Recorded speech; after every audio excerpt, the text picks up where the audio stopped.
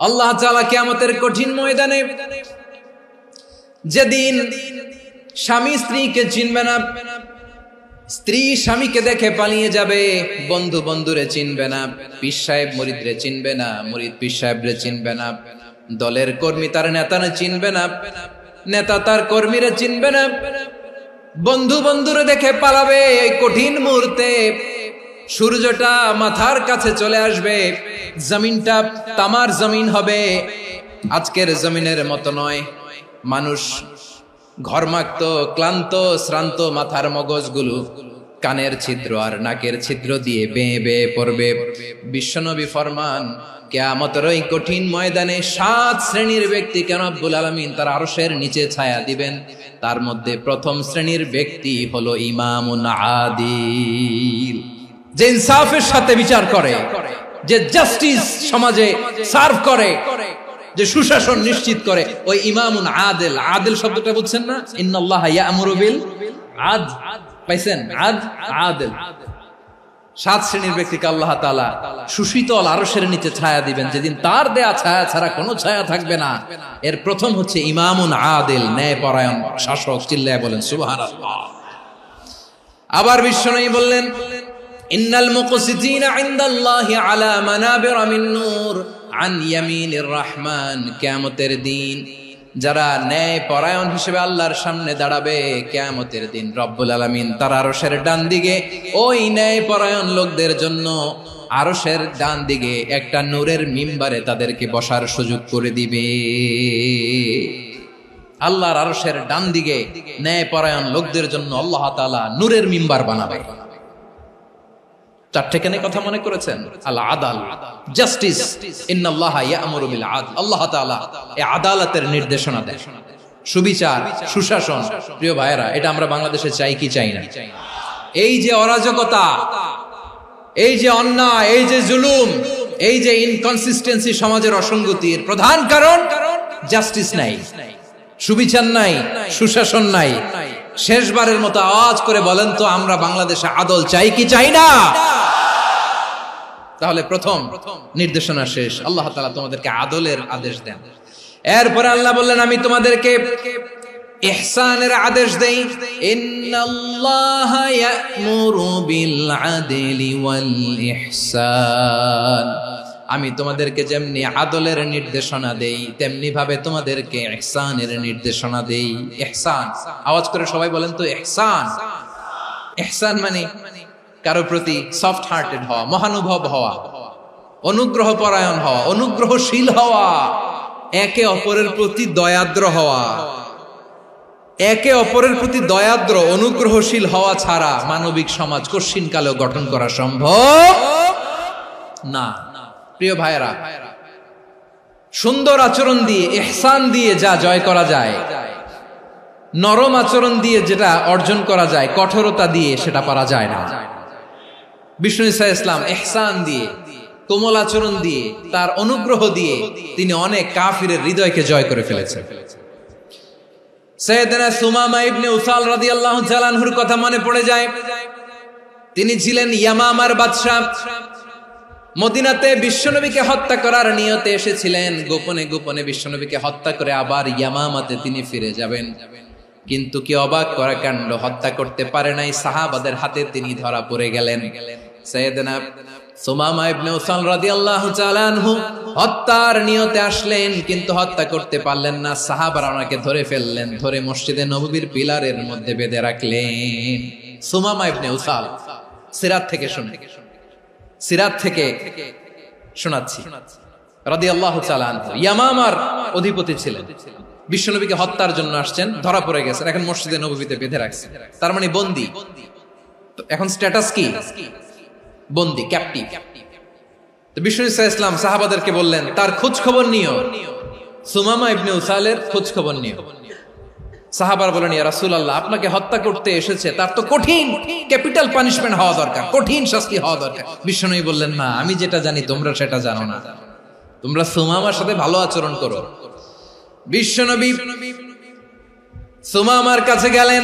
প্রথম দিন যে তিনি কালেমার দাওয়াত দিলেন, ইমানের দাওয়াত দিলেন, ইসলামের দাওয়াত দিলেন, রিসালাতের দাওয়াত দিলেন, আখিরাতের দাওয়াত দিলেন।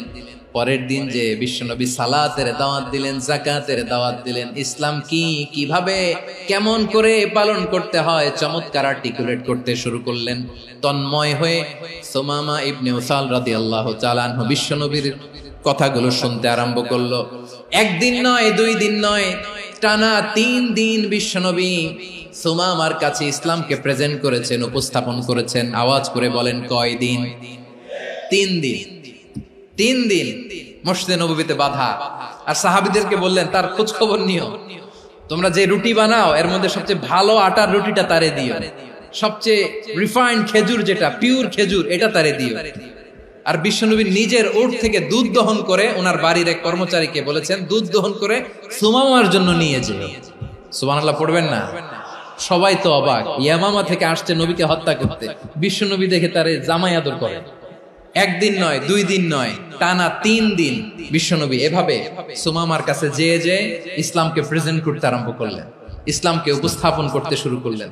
আর তাকে চমৎকার এন্টারটেইনমেন্ট, আপ্যায়ন দিতে আরম্ভ করলেন। টানা 3 দিন যখন ইসলামের দ্য বিউটিজ অফ ইসলাম, ইসলামের সুমহান বাণী, সৌন্দর্য তার কাছে উপস্থাপন শেষ, তাকে আপ্যায়ন শেষ, বিশ্বনবী বললেন সাহাবাদেরকে, যাও এবার সুমামার হাতের পায়ের রশি দুটো খুলে দাও।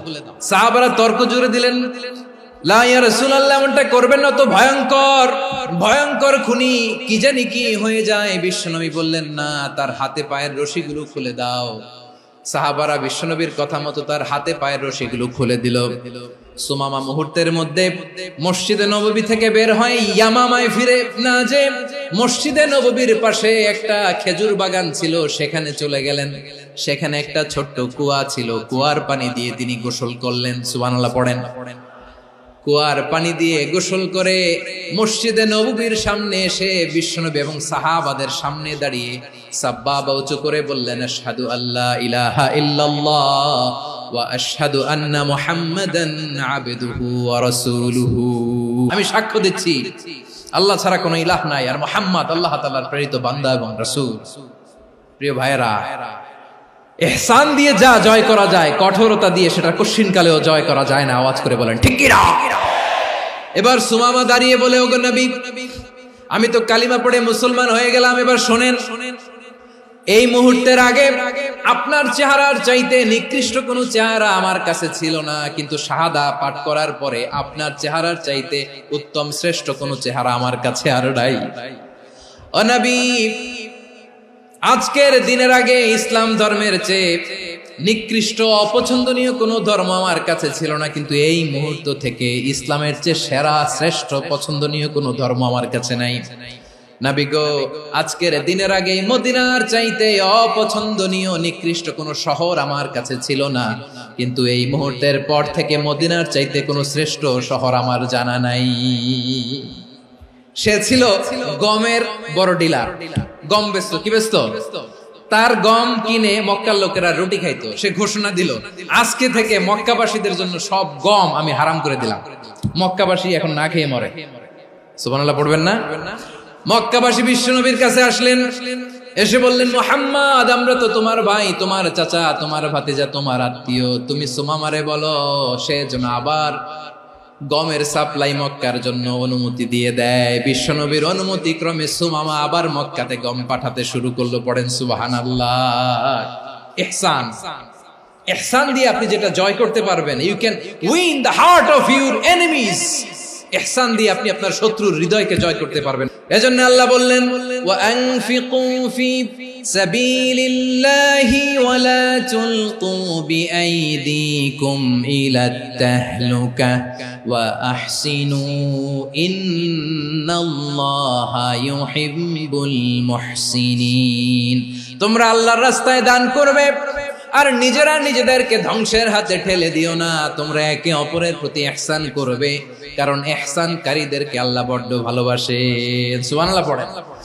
আবার সূরা রহমানে আল্লাহ বললেন, হাল জাযাউল ইহসানি ইল্লাল ইহসান ফাবিআইয়ি আলা, সবাই পড়েন ফাবিআইয়ি আলাই রাব্বিকুমা তুকাযযিবান। ইহসানের প্রতিদান হিসেবে ইহসানি হয়। বিশ্বনবী সুমামার প্রতি যেমন ইহসান করেছেন, সুমামাও ঠিক তেমন ইহসান ফিরিয়ে দিয়েছে। ঠিক কিনা বলেন? তাহলে এক নম্বরে হচ্ছে আদ, ন্যায় বিচার। দুই নম্বরে সবাই বলেন ইহসান, সদাচরণ। ইহসান দুই ধরনের প্রিয় ভাইরা, ইহসান ফিল ইবাদা, ইহসান ফিল মুআমালা। ইহসান ফিল ইবাদা হচ্ছে একাগ্র অনুভবে ইবাদতে ডুব দেওয়া, এর নাম ইবাদতের ইহসান। সুবহানাল্লাহ পড়ুন। বিশ্বনবী বলেন ইহসান মানে কি জানো নাকি? হাদিসে জিবরিলে সাইয়েদনা জিবরিল আলাইহিস সালাম বিশ্বনবীকে বললেন আখবিরনি আনিল ইহসান। নবী আমাদেরকে বলেন ইহসান মানে কি? বিশ্বনবী বললেন আনতা আবুদাল্লাহা কাআন্নাকা তারাহু ফাইন লাম তাকুন তারাহু ফাইন্নাহু ইয়ারাক। ইহসান মানে হলো এমন ভাবে তুমি আল্লাহর সামনে নিজেকে উজাড় করে ইবাদত করবে, তুমি ভাববে তুমি আল্লাহকে দেখতে পাচ্ছ। আর এটা যদি ভাবা তোমার জন্য কঠিন হয়ে যায়, অন্তত এতটুকু তুমি ভাববা যে আল্লাহ তোমাকে দেখতে পাচ্ছেন। ঠিক কিনা বলেন? ও আমার বীর চট্টলার ভাইয়েরা, কেউ যেটা দেখে না সেটা দেখে কে? এই বিশ্বাস হৃদয়ের মধ্যে আছে? নামাজে যখন দাঁড়ান এই ফিলিংসটা আনা যাবে? এসা পর্যন্ত যে আমরা হায়াত পাবো কোনো গ্যারান্টি আছে? সবাই আওয়াজ করে বলেন গ্যারান্টি আছে? গ্যারান্টি নাই। এজন্য বিষ্ণু ইসলাম বলেছে এমন ভাবে নামাজে দাঁড়াও, ইবাদত করো, মনে করো হতে পারে এটাই আমার জীবনের শেষ নামাজ। পারফর্ম দ্য সালাহ as if this is your last and final prayer. এমন ভাবে সালাতে দাঁড়াও, ভাবো হতে পারে এটাই তোমার জীবনের শেষ নামাজ। এমন ভাবে নামাজে দাঁড়াও, ভাবো এটাই শেষ নামাজ। তাহলে নামাজে একাগ্রতা বাড়ায় দিবে কে? ফলে ইবাদতের ইহসান আমাদের অর্জিত হবে। আর মুআমালাতে ইহসান হলো, বিশ্বনবী বলেন ইন্নাল্লাহা তাবারাকা ওয়া তাআলা كتب الإحسان على كل شيء فإذا قتلتم فأحسنوا القتلة وإذا ذبحتم فأحسنوا الذبح وليحد أحدكم شفرته وليرح ذبيحته। ইহসান দুই ধরনের, আওয়াজ করে বলতে হবে কয় ধরনের? একটা হচ্ছে ইহসান ফিল ইবাদা, ইবাদতে ইহসান। ইবাদতে ইহসান কি? একাগ্র অনুভব দিয়ে ইবাদত করা, মন প্রাণ দিয়ে ইবাদত করা। আর মুআমালাতে ইহসান কি? সব কাজে, দৈনন্দিন কাজে, কর্মে, সামাজিক অ্যাক্টিভিটিতে কোমলতা প্রদর্শন করা, অনুগ্রহের সাথে সবকিছু করা। আল্লাহ তাআলা ইন্নাল্লাহা তাবারাকা ওয়া তাআলা কাতাবাল ইহসান আলা কুল্লি শাই, তিনি সবকিছুর ব্যাপারে ইহসানকে আবশ্যক করেছেন। সবকিছু, মুমিনের সব কাজে ইহসানের পরশ থাকবে। ওয়া ইযা কাতালতুম ফাহসিনুল কিতলা, বিষ্ণুই বলেন তুমি যখন কাউকে হত্যা করো ইহসানের সাথে করো। সুবহানাল্লাহ পড়বেন না? যখন হত্যা করো তখনও ইহসানের সাথে। আচ্ছা হত্যা করবো আবার ইহসান আসবে করতে করে, তো মেরেই ফেলবো আমি। আল্লাহ, ও ভাই একজন খুন করেছে, খুনি, রাষ্ট্রীয় আইনে তার শাস্তি হয়েছে ডেথ পেনাল্টি, মৃত্যুদণ্ড। এখন মৃত্যুদণ্ড দেখে আপনি যেমনি মন চায় তেমনি মারবেন লোকটারে? ওর নাক কেটে ফেলতে পারবেন? ওর কান কাটতে পারবেন? ওর চোখ উপড়ে ফেলতে পারবেন আপনি? যেমন মন চায় তার অঙ্গহানি করা যাবে না। ইহসানের সাথে তাকে হত্যা করো। সুবহানাল্লাহ, this is Islam, this is the true essence of Islam. ওয়া ইযা যাবাহতুম ফাহসিনু যাবহা, যখন জবাই করবে তখনও ইহসানের সাথে জবাই করো। করব জবাই, ওইখানেও নাকি ইহসান। আচ্ছা কুরবানির দিন আমরা পশুগুলোরে কি করি বলেন? সবাই আওয়াজ করে জবাই। জবাই মানে তো এটার মেরেই ফেলতেছি, একটু পরে তো টুকরো টুকরো করে গোশতগুলো খাবো, এটা তো খাবো, এটা তো মেরেই ফেলবে। বিষ্ণু বলে না, জবাইয়ের মধ্যেও মুমিনের জবের ভেতরেও ইহসানের পরশ থাকা চাই। যখন জবাই করবে প্রাণীটাকে হাত পা টাইট করে বেঁধে নাও, ছুরিটাকে শার্পেন করে নাও, ধারালো করে নাও, যাতে অল্প সময়ে জবাইটা হয়ে যায়, প্রাণীটা যাতে কম কষ্ট পায়। সুবহানাল্লাহ পড়ে। দিস ইজ কল্ড ইহসান। আল্লাহ তাআলা যেমনি আদলের আদেশ করেছেন, ন্যায় বিচার, জাস্টিস এনশিওর করতে বলেছেন, সমাজে ইহসানের ব্যবহার, ইহসানের অনুশীলন তিনি করতে বলেছেন। এজন্য মুমিনের প্রতিটি কাজে, আমার চট্টগ্রামের ভাইয়েরা আমার দিকে তাকান, খেয়াল করে শুনুন, মুমিন জীবনের প্রতিটি কাজে ইহসানের পরশ থাকা চাই। আমরা যেন আমাদের পরিবারের প্রতি ইহসান করি, আমরা যেন আমাদের কর্মচারীদের প্রতি ইহসান করি, আমরা যেন আমাদের কলিগদের প্রতি ইহসান করি, আমরা যেন আমাদের ভাইদের প্রতি ইহসান করি। মুমিন জীবনের প্রতি কাজে ইহসানের পরশ থাকার দরকার আছে না নাই? কথা বুঝতে পেরেছেন? তাহলে আল্লাহ তাআলার তিনটা আদেশ ছিল, কয়টা গেল? প্রথমে কি ছিল? আদল। 2 নম্বরে, 3 নম্বরে রব্বুল আলামিন বললেন ওয়া ইতাইদিল কুরবা, নিকটাত্মীয়দেরকে দান করো, নিকটাত্মীয়দেরকে দাও, যারা তোমাদের ব্লাড কানেকশনের আত্মীয় তাদেরকে তোমরা দাও। এখানে জেনারেলি বললেন দাও, কি দিব সেটা তিনি এখানে বলেন নাই, সেটা তিনি সূরাতুল ইসরার মধ্যে বলেছেন। আল্লাহ বলেন ওয়া আতিদাল কুরবা হাক্কাহ, নিকটাত্মীয়দেরকে তাদের অধিকার, তাদের প্রাপ্য তোমরা বুঝিয়ে দাও।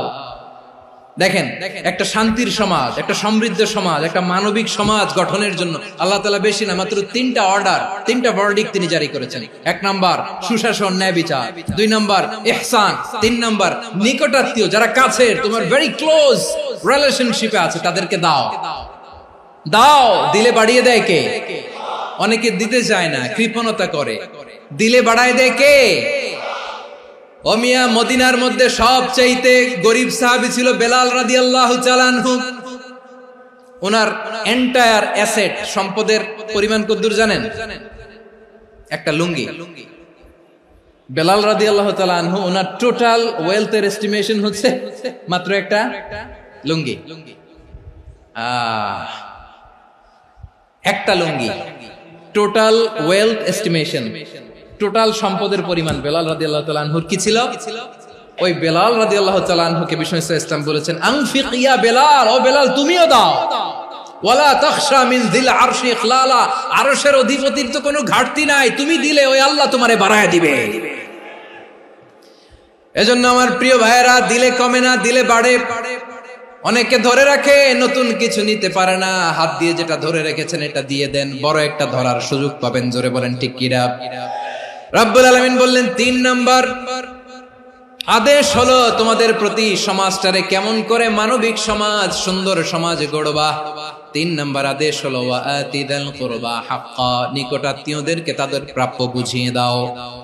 এই নিকটাত্মীয়দেরকে তাদের অধিকার বুঝিয়ে দেওয়া, প্রাপ্য বুঝিয়ে দেওয়াতে আমাদের গাফলতি আছে না নাই? অনেকে দেখবেন অনেক আল্লাহওয়ালা, তাহাজ্জুদ গুজার, সেজদা দিতে দিতে কপালে কালো দাগ ফেলে দিছে, সে তার বোনের হকটা আদায় করে নাই, আছে না নাই? অনেক বড় হাজী সাহেব, বিশাল লম্বা দাড়ি, ছেলেরে সব দিয়ে দিছে, মেয়েরে কিছু দেয় নাই, মেয়ের হক আদায় করে নাই, আছে না নাই? এই হাজী সাহেবেরা, এই আল্লাহওয়ালারা কিয়ামতের ময়দানে আটকে যাবে। আপনি অন্যের অধিকার নষ্ট করেছেন, তাদের রাইটস কে ভায়োলেট করেছেন। এজন্য আল্লাহ তাআলা বলেন, কারো অধিকার যদি কেউ নষ্ট করে, ওই সমাজটা মানবিক সমাজ কঠিনকালেও হতে পারে না। এজন্য 3 নম্বর আল্লাহ বললেন ওয়া ইতাইদিল কুরবা, নিকটাত্মীয়দেরকে দাও। কি দিবা? তাদের অধিকার দিয়ে দাও। বোনের অধিকার বুঝিয়ে দাও, মেয়ের অধিকার বুঝিয়ে দাও, ফুফুর অধিকার বুঝিয়ে দাও। দেখবেন অনেক মায়েরা ছেলের পাতে মুরগির রান দেয়, মেয়ের পাতে দেয় মুরগির ঠ্যাং। তো মেয়ের কি মুরগির রান খেতে মনে চায় না? মনে চায় না? এমনটা করা যাবে না। নিকটাত্মীয়দেরকে অধিকার দিয়ে দাও, নিকটাত্মীয়ের সাথে সুসম্পর্ক রাখো। আদেশটা কার? এজন্য প্রিয় ভাইয়েরা, জীবনে যদি বারাকা অর্জন করতে চান, নিকটাত্মীয়দের সাথে সুসম্পর্ক রাখতে হবে, তাদের জন্য উপহার পাঠাতে হবে। বিশ্বনবী বলেন লা ইয়াদখুলুল জান্নাতা কাতে, যে ব্যক্তি আত্মীয়তার সম্পর্ককে ছিন্ন করে দেয়, সে কঠিন কালেও আল্লাহর জান্নাতে ঢুকবে না। আপনি কি এটারে সহজ হাদিস মনে করছেন? এটা সহজ কথা। আপনি ভাবছেন আপনার নামাজ আপনারে বাঁচাতে পারবে, আপনার রোজা বাঁচাতে পারবে, আপনার তাহাজ্জুদ আপনারে বাঁচাতে পারবে? অধিকার নষ্ট করলে কিছুই আপনারে বাঁচাতে পারবে না। এজন্য নিকট আত্মীয়দেরকে দিতে হবে বেশি বেশি। বিশ্বনবী বলেন ইন্না সাদাকাতা আলাল মিসকিনি সাদাকা ওয়া আলা যির রাহিমি ইসনাতান সাদাকাতুন ওয়া সিলা। মিসকিন রে দান করলে শুধু দানের সওয়াব হয়, নিকট আত্মীয়কে দান করলে 2টার সওয়াব হয়, সাদাকার সওয়াব হয়, আবার আত্মীয়তার বন্ধন অটুট রাখার সওয়াব হয়ে যায়। আবার বিশ্বনবী বললেন মান সাররাহু আইয়ুবসাতা লাহু ফি রিজকিহি ওয়া ইনসালাহু ফি আসারিহি ফালইয়াসিল রাহিমা। যে ব্যক্তি তার রিজিকের প্রশস্ততা চায় আর হায়াতে বরকত চায়, সে যেন তার আত্মীয়ের সাথে সুসম্পর্ক রাখে। আমার প্রিয় চট্টলার ভাইয়েরা, আমাদের রিজিক বাড়ুক, এটা আমরা চাই কি চাই না? সবাই চান? হ্যাঁ, আমাদের রিজিকে প্রশস্ততা আসুক, চাই কি চাই না? আমাদের হায়াতে বরকত আসুক, আমরা চাই কি চাই না? এই দুইটা যদি চান তাহলে নিকটাত্মীয়দের সাথে সুসম্পর্ক রাখবেন। পারবেন? তাহলে সমাজটারে মানবিক সমাজ বানায় দিবে কে? তিনটা আদেশ চলে গেল। 1 নম্বরে কি ছিল? 2 নম্বরে, 3 নম্বরে নিকটাত্মীয়দেরকে দান। আল্লাহ তাআলা তিনটা জিনিসের যেমনি আদেশ করেছেন, অনুরূপ ভাবে তিনটা বিষয় তিনি বারণ করেছেন, নিষেধ করেছেন, ওগুলোর কাছেও যাওয়া যাবে। রাব্বুল আলামিন বলেন, ওয়ায়ানহা আনিল ফাহশাই ওয়াল মুনকারি ওয়াল বাগি। আমি যেমনি তিনটি বিষয়ে আদেশ করলাম, অনুরূপ ভাবে তিনটি বিষয়ে বারণ করলাম, নিষেধ করলাম। আমার 1 নাম্বার নিষেধাজ্ঞা হলো অশ্লীলতার প্রতি। ফাহশা, ওয়ায়ানহা আনিল ফাহশা, আল্লাহ তাআলা অশ্লীলতাকে নিষেধ করেছেন। কোন জিনিসকে? সবাই বলুন, কোন জিনিসকে?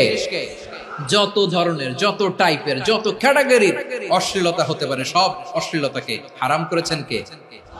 ফাহশা মানে কি? কথায়, কাজে, আচরণে, কমেন্ট, ফেসবুকের কমেন্টসে যত ধরনের নোংরামো আছে, যত ধরনের অশ্লীলতা আছে, এটাকে আরবিতে বলে ফাহশা। রাব্বুল আলামিন বলেন, কুল ইন্নামা حرم ربي الفواحش ما ظهر منها وما بطن। ও নবী, আপনি বলে দেন, আমার রব প্রকাশ্য, অপ্রকাশ্য, স্পষ্ট কিংবা অস্পষ্ট, দৃশ্যমান কিংবা অদৃশ্যমান সব অশ্লীলতাকে হারাম করেছেন। সব ধরনের অশ্লীলতা হারাম। আল্লাহ তাআলা আমাদেরকে অশ্লীলতা থেকে বাঁচান। এবার বলেন, আমাদের সমাজে অশ্লীলতা আছে না নাই? অশ্লীলতা নানা ভাবে, নানা নামে, নানা মোড়কে আমাদের সমাজে আছে না নাই? সংস্কৃতির নামে, ফ্যাশনের নামে, বিনোদনের নামে, উপন্যাসের নামে, কনসার্টের নামে অশ্লীলতা আছে না নাই? আপনি দেখেছেন কনসার্টগুলোর অবস্থা? আমাদের তরুণ তরুণীরা, আমাদের যুবক যুবতীরা, আমাদের জেনজিরা, কি অবস্থা ওইখানে? কনসার্টের নামে অশ্লীলতা আছে না নাই?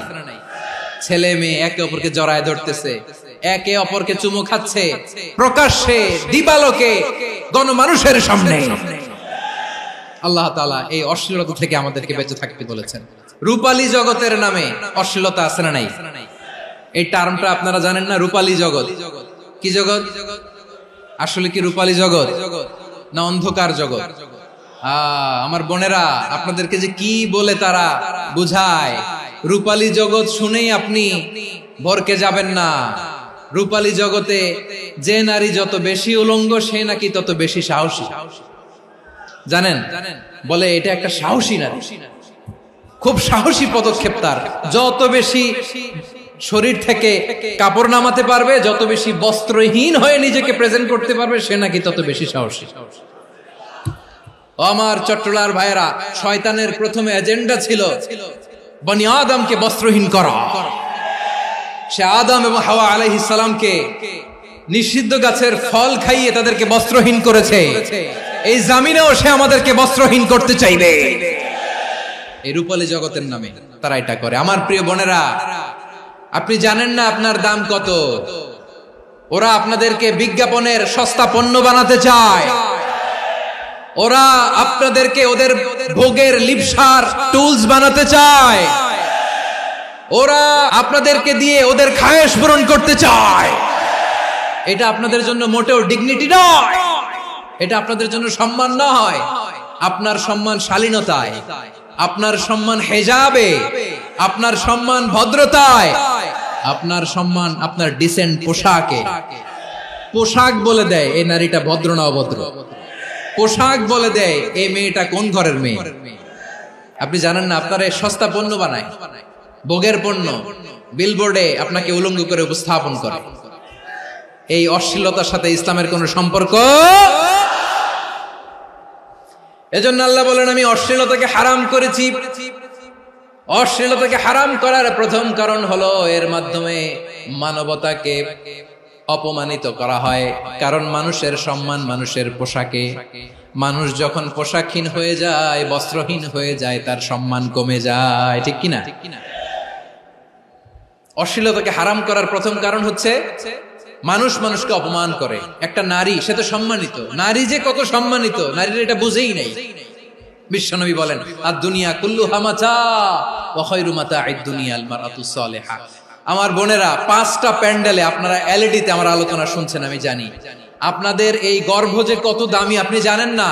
আপনার পেট থেকেই আসবে আগামী দিনের সালাহুদ্দিন আল আইয়ুবী, আপনার পেট থেকেই আসবে অনাগত দিনের ইমাম মাহদী আল মুনতাযর, আপনার পেট থেকেই আসবে অনাগত দিনের ফয়সাল, ওয়াসিম, মুগ্ধ, আবু সাইদের মতো বীর যোদ্ধা।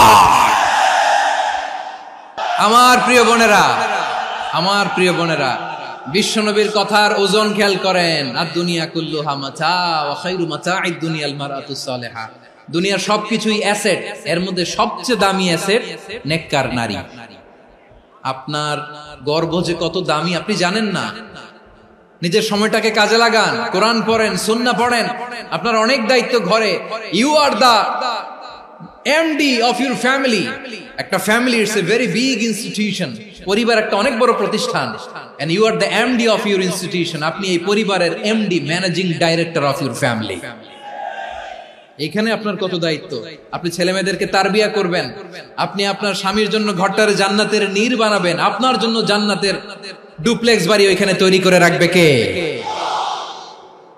আপনি যে কত দামি আপনি জানেন না। নারীদেরকে আল্লাহ বানিয়েছেন উচ্চতর করে, নিম্নতর নয়। নারীদেরকে ছোট্ট জিনিস দিলে এটার বড় করে দেয়। নারীদেরকে ভ্রূণ দিলে, শুক্রাণু দিলে নারী এটারে বাচ্চা হিসেবে উপহার দেয়, ঠিক কিনা? বিয়ের মাধ্যমে স্বামী যখন তার শুক্রাণু তার স্ত্রীকে উপহার দেয়, স্ত্রী রিটার্নে কি উপহার দেয়? ফুল ফর্ম বেবি, মানব সন্তান। দেখছেন, আপনি দিলেন একটু, উনি দিছে বিশাল। আপনি যদি নারীকে বাজার এনে দেন, নারী এটাকে সুস্বাদু খাবারে রূপান্তর করে দেয়। আপনি তাকে একটা মুচকি হাসি দিয়ে দেন, সে তার কলিজা দিয়ে দেয়। কিন্তু যদি আপনি তার মনে কষ্ট দেন, সে আপনার জীবনকে জাহান্নাম বানায়া দেয়। নারীর মন বুঝতে পারলে নেয়ামত, বুঝতে না পারলে কিয়ামত। আমার প্রিয় বোনেরা, আপনি যে কত দামি আপনি জানেন না। অনেক দামি আপনি। আপনাদেরকে যেন ভোগের সস্তা পণ্য বানাতে না পারে, আপনাদেরকে সচেতন থাকতে হবে। তাহলে কেন আল্লাহ তাআলা এই ফাহশা, অশ্লীলতাকে হারাম করলেন? 1 নাম্বার, এতে হিউম্যান ডিগনিটি কমে। 2 নাম্বার, এতে মানুষের অধিকার নষ্ট হয়। আপনি বিয়ে করেছেন, এরে পরকিয়া করেন, ওর সাথে এরকম আছে না নাই? স্ত্রীর অধিকার নষ্ট করেছেন। আপনি বিবাহ সম্পর্কে আবদ্ধ হয়েছেন তার সাথে, আপনি পরকিয়া করেন ওই ছেলের সাথে, আপনি আপনার হাজবেন্ডের সাথে বিট্রে করেছেন। এজন্য আল্লাহ অশ্লীলতাকে হারাম করেছেন। অশ্লীলতাকে হারাম করার আরেকটা কারণ হচ্ছে আল্লাহ তাআলা এই হিউম্যান জেনারেশনকে এটাকে প্রিজার্ভ করতে চায়। হিফজুন নাসল, এটা মাকাসিদুশ শরিয়ার অনেক গুরুত্বপূর্ণ একটা মাকাসিদ, অনেক গুরুত্বপূর্ণ। আপনার নাসল, আপনার জেনারেশনকে সংরক্ষণ করা। এই যে আসতেছে ফেব্রুয়ারি, কত ফেব্রুয়ারি জানো? এটা কি বিশ্ব ভালোবাসা দিবস? হ্যাঁ, কি দিবস? এই বিশ্ব ভালোবাসা দিবসের সাথে মুসলমানদের কোনো সম্পর্ক নাই। আমার প্রিয় ভাইরা, এই যে আপনি অবৈধ সম্পর্কে জড়ালেন, কেন আল্লাহ অশ্লীলতাকে হারাম করেছে দেখেন। বলতেছিলাম যে এটা আপনার নাসল, আপনার জেনারেশন, আপনার লিনিয়েজ, আপনার বংশকে প্রিজার্ভ করা। কে কার বাবা, কে কার মা, বাবা মা জানা, প্রজন্মকে প্রিজার্ভ করা, এটা ইসলাম ওয়াজিব করে দিয়েছে। এই যে অবৈধ সম্পর্কের কারণে, বিশ্ব বেহায়া দিবসের কারণে, এগুলোর আউটকাম, আউটপুট হিসেবে মাঝে মাঝে এই ঢাকা মেডিকেলের ডাস্টবিনে নবজাতকের বাচ্চার কান্নার আওয়াজ শুনতে পাওয়া যায়। চট্টগ্রাম মেডিকেলের ডাস্টবিনে নবজাতকের কান্না শুনতে পাওয়া যায়। বীর চট্টলার মুসলমানেরা বুঝতে পারলে আওয়াজ করে বলেন, এই যে চট্টগ্রাম মেডিকেলে যে নবজাতকটা পাওয়া গেল, ওর বাবাকে আমাকে বলেন, ওর মাকে, ও কোন ফ্যামিলির সন্তান কেউ জানে? আপনি হিউম্যান ডিগনিটিকে অপমান করেছেন না? আপনি তার ভবিষ্যৎকে অন্ধকার করেছেন না? আপনি তার লিনিয়েজকে প্রশ্নবিদ্ধ করে দিয়েছেন না? এই জন্য আল্লাহ তাআলা অশ্লীলতাকে আমাদের জন্য হারাম করে দিয়েছেন। পড়েন সুবহানাল্লাহ। এই জন্য রাব্বুল আলামিন বলেন, কুল ইন্নামা হারামা রাব্বিয়াল ফাওয়াহিশা মা যাহারা মিনহা ওয়া মা বাতান। প্রকাশ্য অপ্রকাশ্য সব অশ্লীলতাকে হারাম ঘোষণা করে দিয়েছে কে? আবার দুনিয়ার বুকে যারা অশ্লীলতার প্রসার করে তাদের জন্য শাস্তি মজুদ রেখেছে কে?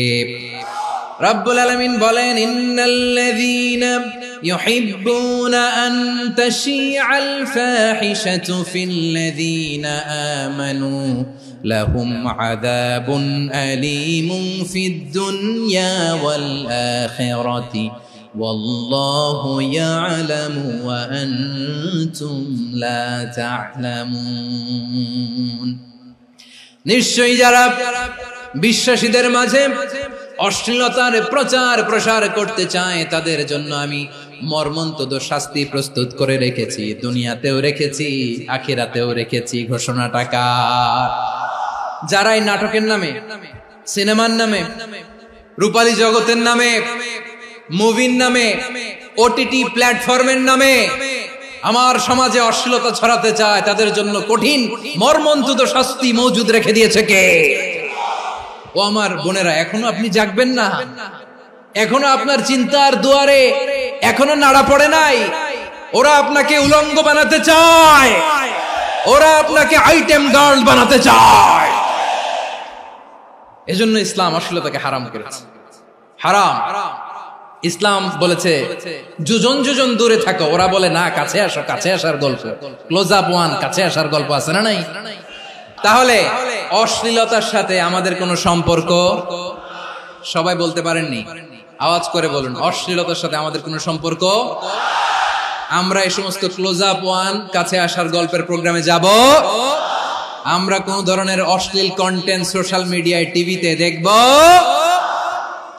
কি যুগ যে আমরা কাটাচ্ছি আপনি কল্পনা করতে পারবেন না। পর্ন ইন্ডাস্ট্রি, নারী পুরুষের বস্ত্রহীন যুগল দৃশ্য, এটাকে দিয়ে ওরা কোটি ডলারের ইন্ডাস্ট্রি বানিয়েছে। পুরো মানব ইতিহাসে এরকম জঘন্য সময় মানব ইতিহাস পার করে নাই। পর্ন এটা ইন্ডাস্ট্রি হয়ে গেছে। আমাদের এই যুবকগুলো, জেনজিগুলো, ওদের চরিত্র বাঁচাবে কি করে? কেমন করে হেফাজত করবে ওদের এই মূল্যবান চরিত্র? আমার প্রিয় ভাইরা, এই অশ্লীলতার দ্য লেটেস্ট ভার্সন হচ্ছে LGBTQ, শরীফ থেকে শরীফা। শুনছেন আপনারা? দেখতে পুরুষ, আসলেই পুরুষ, সুস্থ একজন পুরুষ, 4 সন্তানের বাবা, বলে আমি মনে মনে নারী। দেখতে নারী, সুস্থ নারী, আসলেই সে দিব্যি একজন নারী, বলে আমি মনে মনে পুরুষ। সবচেয়ে ভয়ঙ্কর অশ্লীলতার সবচাইতে লেটেস্ট ভার্সন হচ্ছে এই ট্রান্সজেন্ডারিজম। সুস্থ পুরুষ তার বায়োলজিক্যাল গ্রোথকে হরমোন দিয়ে স্টপ করে দিয়ে সে সার্জারি করে নারী হতে চায়। সুস্থ নারী পুরুষ হতে চায়। পুরুষ পুরুষের প্রতি সেক্সুয়ালি আকর্ষণ বোধ করে। এটা লূত আলাইহিস সালামের কওমের মধ্যে ছিল। এটাকেও আল্লাহ কোরআনে ফাহিশা বলেছেন। ওয়ালুতান ইয قال لقومه أتأتون الفاحشة ما سبقكم بها من أحد من العالمين। লূত আলাইহিস সালাম বললেন, তোমরা কি এমন এক অশ্লীল কার্যক্রমে ডুব দিলে নাকি যেটা গোটা বিশ্বের কেউ কখনো করে নাই, তোমরাই প্রথম করেছো? পড়েন নাউযুবিল্লাহ। এই পশ্চিমের এই রোগ আমার দেশে যেন আসতে না পারে, আমাদের সজাগ থাকতে হবে। প্রিয় ভাইরা চিল্লায় বলেন ঠিক কিনা? পশ্চিমের অবস্থা ভয়ঙ্কর। পাশ্চাত্যে, আমি যুক্তরাষ্ট্রে ছিলাম অনেকদিন, কয়েক মাস, বিভিন্ন স্টেটে ঘুরেছি। গার্ডিয়ানরা উদ্বিগ্ন, ছেলে মেয়েদেরকে, ছোট্ট ছেলে মেয়ে, ওদেরকে জিজ্ঞেস করে, তুমি how do you feel right now inside yourself? তুমি ভিতরে ভিতরে কেমন ফিল করো? তোমার কি ছেলে ছেলে লাগে না মেয়ে মেয়ে লাগে? আচ্ছা বলেন, এই ছোট্ট বাচ্চাটা ওকে এগুলো জেন্ডার অ্যাসাইনমেন্ট বলতে এগুলো কিছু বুঝে? এইভাবে মিসগাইড করা হচ্ছে। কৌতূহল বশত ছোট্ট ছেলে যদি বলে আমার তো মেয়ে মেয়ে লাগে, তখন বলে যে না তুমি মেয়ে, ছেলে না। মা বাবা বাধা দিলে ওকে আলাদা গভর্নমেন্ট হাউসে নিয়ে যায়। ভয়ঙ্করতম অবস্থা। আমরা একটা সময় শুনতাম যে হুজুর আমার ছেলেটা খুব ভালো, হাফেজে কোরআন, আল্লাহওয়ালা। হুজুর আমার ছেলে দাড়ি রাখছে, আল্লাহওয়ালা। হুজুর আমার ছেলে 5 ওয়াক্ত সালাত জামাতের সাথে পড়ে, তার মানে আল্লাহওয়ালা। পশ্চিমে যে আমি কি শুনছি জানেন? ওরা বলে হুজুর আমার ছেলেটা ইউনিভার্সিটির একটা মেয়ের সাথে প্রেম করে, ও খুব আল্লাহওয়ালা, হুজুর দোয়া করবেন। এর কারণ ওদের কাছে আল্লাহওয়ালার ক্রাইটেরিয়া হচ্ছে হুজুর আমার ছেলেটা আরেক ছেলের পছন্দ করে নাই, আমার মেয়েটা আরেক মেয়েকে ভালোবাসে নাই, এজন্য আমার ছেলেটা আল্লাহওয়ালা হুজুর ওর জন্য একটু দোয়া করে দিয়ে। কি চ্যালেঞ্জ ওরা ফেস করতেছে। ওনার ছেলে যে আরেক ছেলেরে বিয়ে করবে না, এটাতেই উনি খুশি যে আলহামদুলিল্লাহ আমার ছেলেটা একটা মেয়েরে ভালোবাসে, আমার মেয়েটা একটা ছেলেরে ভালোবাসে, মানে এটা খুব আল্লাহওয়ালা। নাউজুবিল্লাহ পড়তে পারলেন না? এজন্য অশ্লীলতার সাথে আমাদের কোন সম্পর্ক। রব্বুল আলামিন বলেন ওয়ায়ানহা আনিল ফাহশাই ওয়াল মুনকারি ওয়াল বাগি, তিনটা জিনিসকে আমি নিষিদ্ধ করলাম। এক নাম্বার হলো ফাহশা, অশ্লীলতা। দুই নম্বরে হলো মুনকার, সমস্ত মন্দ কাজ। মুনকার মানে হচ্ছে যত মন্দ কাজ, খারাপ কাজ, বাজে কাজ, এটার বলে মুনকার। এটার কি বলে? আপনারা পড়ছেন না তা'মুরুনা বিল মা'রুফি ওয়া তানহাউনা আনিল মুনকার, সৎ কাজের আদেশ, অসৎ কাজের নিষেধ। মুনকার, মুনকার হচ্ছে মানুষের স্বাভাবিক বিবেকবোধ যেটাকে খারাপ বলে, ওইটাই মুনকার। পৃথিবীর সব আসমানি গ্রন্থ যেটাকে খারাপ বলেছে, মানুষের স্বাভাবিক বিবেকবোধ যেটাকে খারাপ বলেছে, এগুলো সব মুনকার।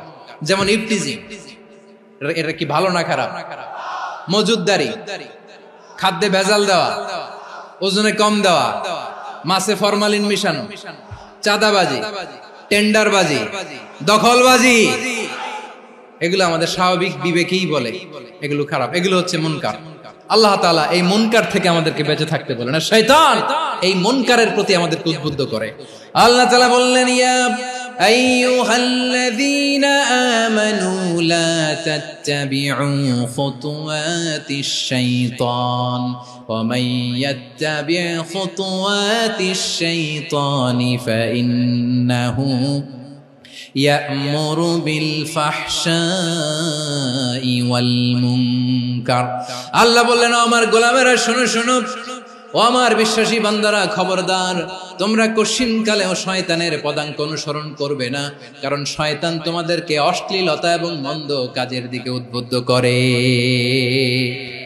আমাদের কাজ হচ্ছে শয়তান আমাদেরকে যেদিকে নিতে চায় আমরা তার উল্টা দিকে যাব। শয়তান এই মন্দ কাজকে আমাদের কাছে বিউটিফাই করে, চাকচিক্যময় করে আমাদের সামনে উপস্থাপন করে। এজন্য আল্লাহ বলেন মুনকারকে থামাতে হবে, মুনকার প্রতিরোধ করতে হবে। মুনকার প্রতিরোধের দায়িত্ব শুধু আমাদের নাকি? শুধু আপনার খতিব সাহেবের, ইমাম সাহেবের, নাকি মুসলিম উম্মার সবার? আওয়াজ করে বলুন, মুনকার অসৎ কাজ প্রতিরোধের দায়িত্ব কার? রাব্বুল আলামিন বলেন কুনতুম খায়রা উম্মাতিন উখরিজাত লিন-নাসি তা'মুরুনা বিল মা'রুফি ওয়া তানহাউনা আনিল মুনকার। তোমাদেরকে শ্রেষ্ঠ জাতি করে জমিনের মধ্যে আবির্ভূত করা হয়েছে, যাতে করে তোমরা জমিনের ভেতরে সৎ কাজের আদেশ করতে পারো আর অসৎ কাজের নিষেধ করতে পারো। উম্মাহ, কুনতুম খায়রা, তাহলে গোটা উম্মার দায়িত্ব, এটা বুঝতে পারছেন তো? আচ্ছা, আরো নিচে আসেন। এরপরে আল্লাহ বললেন শুধু উম্মাহ না, এই জমিনের রাজত্ব আমি যাদের হাতে দেই, এই জমিনের মালিক আমি যাদেরকে বানিয়ে দেই, যাদেরকে আমি সরকারের দায়িত্ব দেই, তাদেরকেও মুনকারের প্রতিরোধের দায়িত্ব দিয়েছে কে? আল্লাহ বলেন যারা ক্ষমতার মসনদে বসেছে তাদেরকে 4 দফা কর্মসূচি আমি আল্লাহ দিলাম। আওয়াজ করে বলেন কয় দফা? আল্লাহ বলেন আল্লাযীনা ইম্মাক্কান্নাহুম ফিল আরদি আকামুস সালাতা ওয়া আতাউয যাকাতা ওয়া আমারু বিল মা'রুফি ওয়া নাহাউ আনিল মুনকার ওয়ালিল্লাহি আকিবাতুল উমুর। যারা এই জমিনের উত্তরাধিকার হয়েছে তারা 4 দফা কর্মসূচি নিয়ে সামনে আগাবা। সালাত কায়েম করবা, যাকাত আদায় করবা, সৎ কাজের আদেশ দিবা, অসৎ কাজ থেকে মুনকার প্রতিরোধ করবা। আদেশটা কার? আমার প্রিয় চট্টলার ভাইরা, পুরো উম্মার দায়িত্ব মুনকার প্রতিরোধ করা, সরকার প্রধানের দায়িত্ব মুনকার প্রতিরোধ করা। এরপর আল্লাহ বলেন প্রতিটা ফ্যামিলির যিনি প্রধান সিইও বাবা, প্রত্যেক বাবারও দায়িত্ব এই মুনকার প্রতিরোধ করা। আওয়াজ করে বলেন ঠিক কি না? যেমনটি সাইয়েদনা লোকমান আলাইহিস সালাম ওনার কলিজার টুকরা সন্তানকে আদেশ করেছেন, ইয়া বুনাইয়া আকিমিস সালাতা ওয়া'মুর বিল মা'রুফি ওয়ানহা আনিল মুনকার। পড়েন সুবহানাল্লাহ। বাবা ছেলেকে সবক দিচ্ছে। লোকমান আলাইহিস সালাম ছেলেকে বলতেছে, ওরে আমার কলিজার টুকরা সন্তান, ওরে আমার বাছা, নামাজ কায়েম করবা, সৎ কাজের আদেশ দিবা, আর মুনকার প্রতিরোধ করবা, অসৎ কাজ, সমাজ থেকে খারাপ কাজকে ঝেঁটে বিদায় করে দিবা। তাহলে দেখেন, আমি স্টেপ বাই স্টেপ নামলাম। পুরা উম্মার দায়িত্ব, জমিনের উত্তরাধিকারী আল্লাহ যাদেরকে বানিয়েছেন সরকার, তাদের দায়িত্ব, প্রতিটি ফ্যামিলির প্রধানের দায়িত্ব, এরপরে বিশ্বনবী বলেন সচেতন প্রতিটি মুসলিমের দায়িত্ব সমাজ থেকে মুনকারকে উৎখাত করা। বিশ্বনবী বলেছেন, মান রাআ মিনকুম মুনকারান ফালিয়ুগাইয়িরহু বিয়াদিহি ফাইন লাম ইয়াস্তাতি ফাবিলিসানিহি ওয়া ইন লাম ইয়াস্তাতি ফাবিকলবিহি ওয়া যালিকা আযআফুল ঈমান। সমাজে যে মুনকার দেখবে, খারাপ কাজ দেখবে, সে যেন হাত দিয়ে সেটাকে থামায়। আমার প্রিয় ভাইরা, না থামালে আমরাই ডুববো শেষমেশ। আমাদের বাঁচার জন্য হইলেও থামাইতে হবে। রব্বুল আলামিন বলেন, ওয়াত্তাকু ফিতনাতাল লা তুসিবান্নাল্লাযীনা যালামু মিনকুম খাসসা। ও আমার গোলামেরা, ওই আযাবকে ভয় করো যে আযাব যখন আমি জমিনের বুকে পাঠাই, শুধু জালেমদেরকেই মারি না, আলেমদেরকেও মারি। আযাব যখন আসে তখন শুধু জালিমই মরে না, আলেমও মরে। জানেন, মুসা আলাইহিস সালামের পায়ে একবার লাল পিঁপড়া, তো উনি রেগে মেগে পাশি দেখে লাল পিঁপড়ার বাসা, পা দিয়ে ডলে মুছে সবগুলো পিঁপড়া মেরে ফেলছে। এই ঘটনাটা আল্লাহ ঘটিয়েছেন এজন্য। মুসা আলাইহিস সালাম ছিলেন কালিমুল্লাহ, সরাসরি আল্লাহর সাথে কথা বলতেন। তিনি আল্লাহকে জিজ্ঞেস করেছিলেন, আল্লাহ তুমি যখন কোন জনপদে আযাব পাঠাও, শাস্তি দাও, ওখানকার শুধু জালেমরাই তো মরে না, ভালো মানুষগুলাও মরে, তো আযাব দিবা মুশরিকদের উপর দিবা, অবাধ্যদের উপর দিবা, ভালো মানুষগুলোরে মারো কেন? আল্লাহ বললেন, মুসা তোমার যে কামড় দিছিল পায়ের মধ্যে পিঁপড়া, কয়টা পিঁপড়া? একটা পিঁপড়া, তো সবগুলারে মারলা কেন? রেগে মেগে পুরো পিঁপড়ার বাসা ভেঙে মেসাকার করলা কেন? আমি যখন অ্যাকশনে যাই, আমি যখন শাস্তি দেই, তখন এত বাস বিচার করা হয় না, বাস বিচার করা যায় না। যখন অ্যাকশনে যাওয়া হয়, ওইটা ডাইরেক্ট অ্যাকশন হয়ে যায়। চিল্লায় বলো ঠিক কি না? এজন্য আমাদের বাঁচার জন্য হলেও এই পাপ থামাতে হবে, এই শয়তানের অট্টহাসি থামাতে হবে, অন্যায় অপরাধ সমাজ থেকে আমাদের থামাতে হবে। কারণ আযাব আসলে ওরাও মরবে, আমরাও মরব। একটা জাহাজ 2 তলা, আপনি আছেন 2য় তলায়, নিচের তলার কিছু লোক জাহাজের তলা ছিদ্র করতে আরম্ভ করছে। কি ছিদ্র করতেছে? আচ্ছা, জাহাজের তলা ছিদ্র করলে তলা দিয়ে কি ঢুকে? এখন আপনি যদি বলেন আমার কি, আমি তো 2 তলায়, আমি তো ভালো আছি, ওরা ছিদ্র করে ওরা মরবে। আসলে কি শুধু ওরা মরবে? তলা দিয়ে যখন পানি ঢুকবে, জাহাজ ঢুকলে আপনিও মরবেন। এজন্য নিজে মরার আগে ওই পাগলগুলোর নিচতলায় যে থামাতে হবে। চিল্লায় বলেন ঠিক কি না? এজন্য আল্লাহ বললেন, মুনকার প্রতিরোধের দায়িত্ব সমাজের টপ টু বটম সবার। এজন্য মুনকার প্রতিরোধ করার দরকার আছে না নাই? সমাজে এই যে ইফটিজিং হয়, আপনার বোনের বয়সী একটা মেয়েকে কিছু বকাটে টিটকারি করে, এই বলে সেই বলে, নোংরা কথা বলে, রাস্তায় দেখেও আপনি পাশ দিয়ে না দেখার মতো চলে যান কেন? আপনি দাঁড়ান না কেন? আপনি দাঁড়ালেই তো থেমে যাবে, কারণ সত্যের যে শক্তি, তার সামনে মিথ্যা মুখ থুবড়ে পড়ে। আপনার সামনেও কিছুই না, নাথিং। আপনি দাঁড়ান, ওকে প্রশ্ন করেন যে আমার বোনকে তুমি ডিস্টার্ব করো কেন? আপনাকে দেখে আরো 5 জন দাঁড়াবে, 5 জনকে দেখে আরো 10 জন দাঁড়াবে। আমাদের নীরবতা আর আমাদের নিশ্চুপ থাকাই জালিমদেরকে আরো শক্তিশালী জালিম বানিয়েছে। এজন্য মুনকার প্রতিরোধের দায়িত্ব আমাদের সবার। টেন্ডারবাজি, চাঁদাবাজি, দুর্নীতি, অপরাধ, দখলদারিত্ব, মজুদদারি, এগুলো সবকিছু একসাথে প্রতিরোধ করতে হবে। ঠিক কিনা বলেন? একটা মানবিক সমাজ যদি চাই, প্রতিরোধ করতে হবে। প্রিয় ভাইয়েরা, আল্লাহর শপথ নিয়ে বলি, এই নাসিহাত গুলো সবার জন্য, সব দলের জন্য, সব মতের মানুষের জন্য। আমরা কোন দলের প্রতি মানুষকে ডাকি না, আমরা ডাকি ইসলামের দিকে। সব দলের, সব মতের, সব মানুষদেরকে আমরা আহ্বান জানাই, আসুন আমরা একটা সুন্দর সমাজ বিনির্মাণ করি। এই যে নতুন বাংলাদেশের এক সুযোগ এসেছে, আর জীবনে হয়তো আসবে না, সামনের 100 বছর এই সময় আসবে না। আসুন দেশটাকে আমরা সাজাই, আসুন আমরা দুর্নীতি বন্ধ করি, আসুন আমরা চাঁদাবাজি বন্ধ করি, আসুন আমরা দখলদারিত্ব বন্ধ করি, আসুন আমরা এক দল আরেক দলকে নিশ্চিহ্ন করার যে রাজনীতি, এটা বন্ধ করি। সব দলের প্রতি আমার আহ্বান, আমরা চাঁদাবাজ মুক্ত বাংলাদেশ চাই, জুলুম মুক্ত বাংলাদেশ চাই, ফ্যাসিজম মুক্ত বাংলাদেশ চাই, গুণ খুন খারাপি মুক্ত বাংলাদেশ চাই, আমরা নতুন ভোরের বাংলাদেশ চাই। ওই বাংলাদেশ পাওয়ার জন্য মুনকার প্রতিরোধে, অন্যায় প্রতিরোধে যদি বাঘের বাচ্চার মতো, আবু সাইদের মতো দুই হাত উঁচু করে বুককে টান টান করে প্রসারিত করে দাঁড়াতে হয়, রাজি আছো মুসলমান? রাব্বুল আলামিন বলেন, ওয়ায়ানহা আনিল ফাহশাই ওয়াল মুনকারি ওয়াল বাগি ইয়াইযুকুম লাআল্লাকুম তাযাক্কারুন। আল্লাহ বললেন, আমি অশ্লীলতাকে নিষেধ করি, আমি সব ধরনের মন্দ কাজকে নিষিদ্ধ করি, সব শেষে আমি সীমা লঙ্ঘনকে তোমাদের জন্য নিষিদ্ধ করি। নিষিদ্ধ করেছেন কয়টা জিনিস?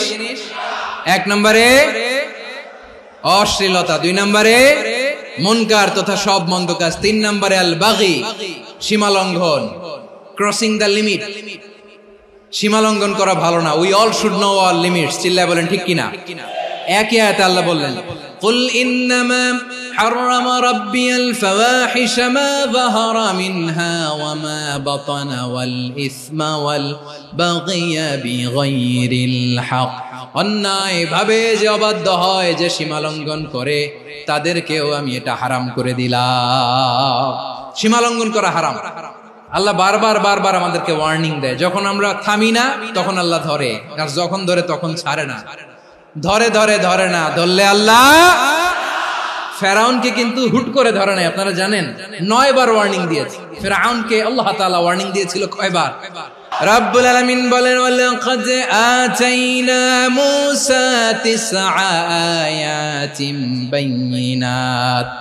9টা মুআজিজা দেখিয়েছি, 1 2 3 বারবার এইভাবে রিমাইন্ডার, ওইভাবে রিমাইন্ডার, এইভাবে নসিহত, ওইভাবে দাওয়া। ফাকুলা লাহু কাওলান লাইয়িনা, নরম করে বলো, সফট করে বলো, যত ওয়ে হতে পারে দাওয়া মেথডোলজি।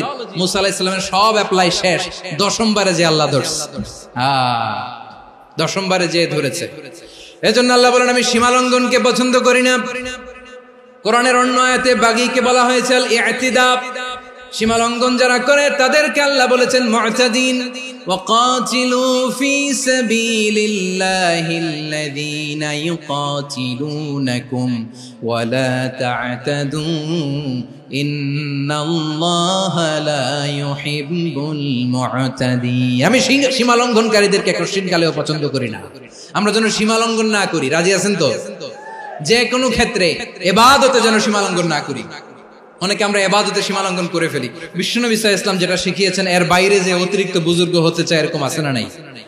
কোন ক্ষেত্রেই সীমা লঙ্ঘন করা যাবে, এমনকি যুদ্ধ ক্ষেত্রেও না। বিশ্বনবী সাল্লাল্লাহু আলাইহি ওয়াসাল্লাম বলেন, খবরদার যুদ্ধ ক্ষেত্রেও সীমা লঙ্ঘন করো না। কি সুন্দর ইসলাম আমরা পেয়েছি। বিশ্বনবী বলেন, খবরদার যুদ্ধের ময়দানে কোনো নারীর গায়ে হাত তোলো না, কোনো শিশুর গায়ে হাত তোলো না, কোনো গবাদি পশু হত্যা করো না, কোনো শস্য ক্ষেত্র ধ্বংস করো না, ইবাদতরত অন্য ধর্মের কোনো সন্ন্যাসীর গায়ে হাত তোলো না। বলেন সুবহানাল্লাহ। তাহলে আমরা সীমা লঙ্ঘন করতে পারবো? প্রিয় ভাইরা, একটা সুখী, সমৃদ্ধ, শান্তির সমাজ, মানবিক সমাজ যদি আমরা গঠন করতে চাই, আমাদের আল্লাহর দেয়া কয়টা আদেশ মানতে হবে বলেন দেখি? আর বেঁচে থাকতে হবে কয়টা জিনিস থেকে?